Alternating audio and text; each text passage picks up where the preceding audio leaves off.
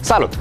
Cică, Joshua Basso din Tampa, Florida, avea chef de sex, dar urgent, nu așa. A dat el câteva telefoane pe la foste să le propună una mică, dar nu s-a legat nimic.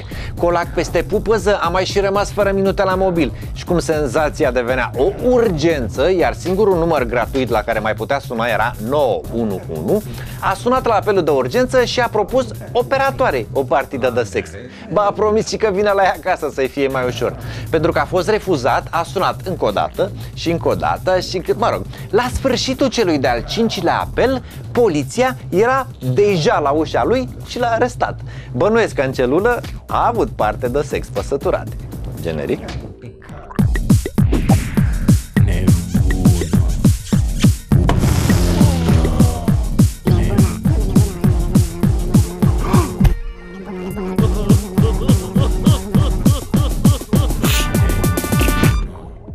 Niște hoți de mașini din Wuppertal, Germania, au furat un microbuz și au plecat la plimbare.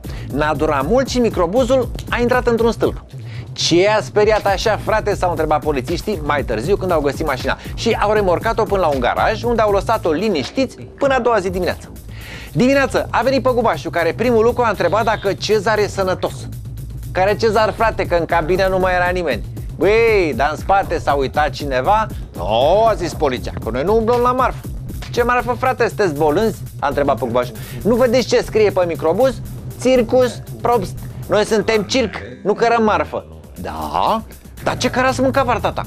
Păi, a zis el, în mașina asta, de exemplu, îl cărăm pe Cezar, un leu de 5 ani, care, ia uite ce cuminte stă înăuntru. Acum, înțelegeți de ce s-a înfipt mașina în stâlp?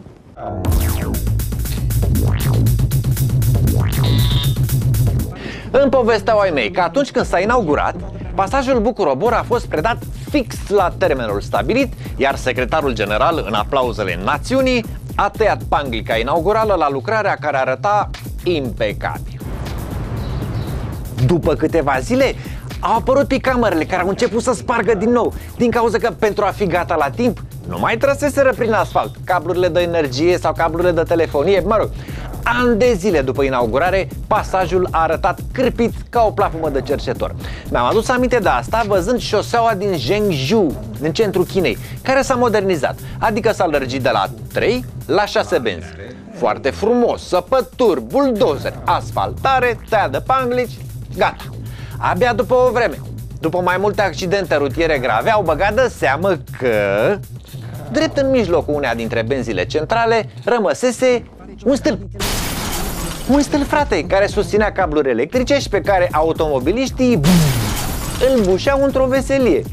Când secretarul de partidă ordona măsuri, cineva s-a gândit să semnalizeze stâlpul și a desenat pe asfalt o săgeată, numai că asta nu indica ocolire, ci arăta direct în stâlp. Uite-o pe imagine.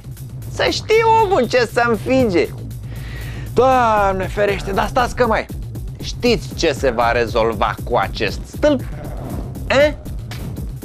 Nimic. Pentru că trecerea cablului pe sub șosea e atât de costisitoare, încât au hotărât că mai bine să-și rupă câțiva chinezoi gâtul. E mai ieftin.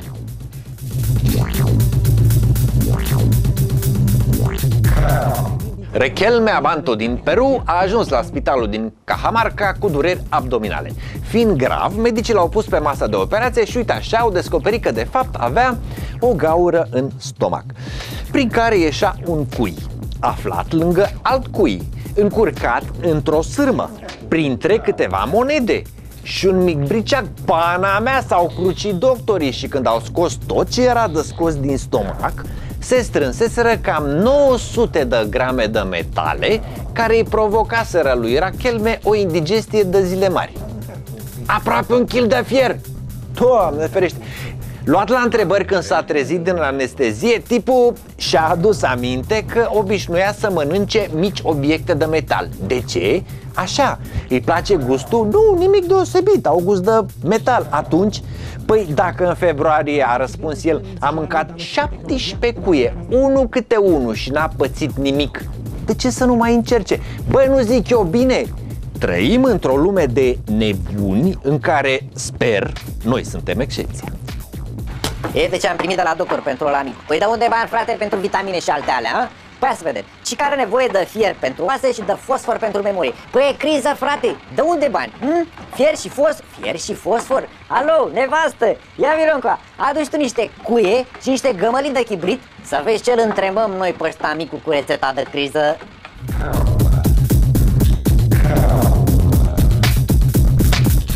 Cico, o nuntă este o serie de surprize. Cine va veni? Surpriză. Ce cadouri vor aduce? Surpriză. Ne scoatem banii? Surpriză. Pe vremuri mai era și aia cu e mireasă fata mare? Surpriză. Ei bine, Hayley Hawkins din Bristol, Marea Britanie, a avut și ea o altă surpriză. Cum băieții și organizau petrecerea burlacilor, normal că și fetele au început să-și organizeze pe lor. Așa că au căutat cu ce să umple program. Și cum femeile nu se deosebesc prea mult de bărbați la acest capitol, au căutat pe internet să găsească în oraș stripperi. Au găsit site-ul unei agenții specializate cu stripperi cu experiență, unii dintre ei atât de dotați și de dispuși să arate încât erau chiar pornostaruri. Adică se filmau, cum am zice, cu dânsa întrânsa în timp ce. Foarte entuziasmate, fetele au dat click pe mostra gratuită de potență masculină și... surpriză! În deplinătatea erecției, în film se dădea în bărci, cum am zice, și anume Jason Blake, mirele în persoană, care omisese să-i mărturisească viitoarei soții despre ocupația lui. Ei bine, după ce au vizionat de câteva ori filmul, ca să se convingă evident, oftând cu nostalgie, prietenele au sfătuit mireasa să anuleze nunta, ceea ce s-a și întâmplat. Largare rămâne al nostru. Fată, noi suntem prieteni de atâta vreme, eu ți-o spun direct. Eu în locul tău l-aș lăsa. N-ai văzut și tu un film ce nesimțit? Ce... de nesimțit. Dar mă rog, să revenim. Fată, tu să te desparți de el și să-mi dai și mie numărul lui de telefon.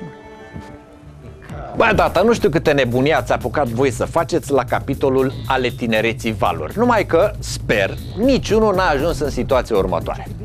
Sun Meng din Chengdu, o regiune din sud-vestul Chinei, era și el în vizită la amantă, când în mijlocul acțiunii, când era și el cărare pe situație, ca să zic așa, ghinion, hop, că vine acasă bărbatul. Cum titularul părea a fi foarte nervos, amorezul n-a găsit altă soluție decât să iasă pe geam. Bun, acum însă nu lasă în calcul următoarele. Era ziua în amiaza mare, el stătea pe aparatul de aer condiționat, era gol pușcă și atârna pe fațada dinspre strada unui bloc în văzul tuturor. Păi tată, uneori mai bine e o bătaie decât să ajungi așa o celebritate locală. Păi, ce vă uitați-mă așa, ce? N-ați mai văzut Dinky-Linky? Și tu ce râzi, bă? Ce râzi? Ce? Tu știi ce frig e sus? Și la frig lucrurile se scurtează. Ce? Deci o fi gândit el în mințișoara mea de amestecat tehnologia în toată treaba asta. Tată, mereu am zis, uite ce poate să facă dânsa din nou. Că și eu mi-aduc aminte că eram într-o... da, mă rog, asta, că pe urmă nu mai mănânc mâncare caldă acasă. Eu nu pot. Voi însă, la adăpostul anonimatului, puteți să lăsați niște comentarii cu cele mai zgubiritice nebunii pe care le-ați făcut la viața voastră în căutarea întâlnirilor cu sexul opus. Iar cea mai nașparlie întâmplare, la fel ca cea cu vecinii atomici de acum câteva săptămâni, cea mai nașparlie întâmplare va fi repovestită pe blogul meu. Hai să vedem câte ni se pot întâmpla în timp ce ne căutăm jumătate. Vă aștept poveștile, la revedere!